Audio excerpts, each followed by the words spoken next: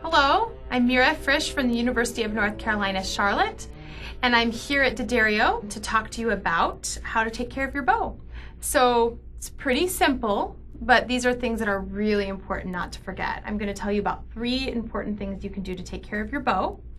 First of all, before you practice every single time, or go to orchestra rehearsal, or have a lesson, or a chamber music coaching or rehearsal, you're going to need to tighten your bow. And so you're going to use this screw at the end of your bow, and if you look right at the screw, it's going to work like any other screw. Righty-tighty, lefty-loosey, clockwise will tighten, counterclockwise will loosen. And we need to actually tighten this screw, which is going to tighten all these loose bow hairs on my bow. Remember, we don't want to touch the hairs, but I'll pull one down so you can see how loose my bow hairs are. So I'm going to tighten my bow hairs by turning the screw several times. Don't be afraid to tighten your bow. It's really important for your technique that your bow hairs be tight enough that they can support the weight of your arm when you're playing. So I'm going to tighten until my bow hairs are very tight. I don't see any loose bow hairs, and I can fit about a finger in the middle of my bow between the hair and the stick. That tells me that I've tightened my bow enough. And then additionally, you can see that my bow still has this wonderful curve arc in the wood. And if I were to tighten my bow too much, I could warp the bow and that curve could disappear, and we wouldn't want that because long term that could really damage the bow. So there you go. That's how we tighten our bow before you play your cello every day.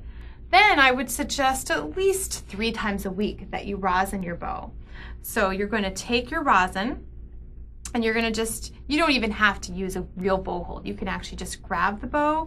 And some teachers like to talk about rosining the bow as if you're kind of soaping up your arm in the shower or something like that. So I usually just move the rosin back and forth, little tiny motions all the way up and down the bow. And you could do that probably 3 or 4 times.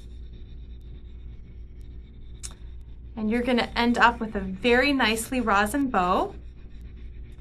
That's going to allow all the little microfibers on each individual horsehair to have enough power to grab the string so that you can make a really clear, wonderful sound. And a lot of students rosin their bow every time they play. If you were to forget a day, it's not the end of the world, but it is important to rosin your bow regularly, okay? Then when you're done playing, this is perhaps the most important for your bow maintenance and the most often forgotten procedure. It's really important that you loosen your bow hairs. Loosen, loosen. So we're turning this screw lefty-loosey, counterclockwise. We loosen to the point where we see all those hairs nice and loose and jiggly. And again, you shouldn't touch your bow hairs.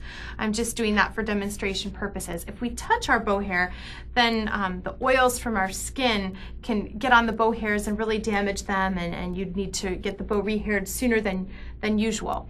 So please don't forget to loosen your bow, and that will help keep your bow nice and healthy and keep your bow hairs lasting as long as possible.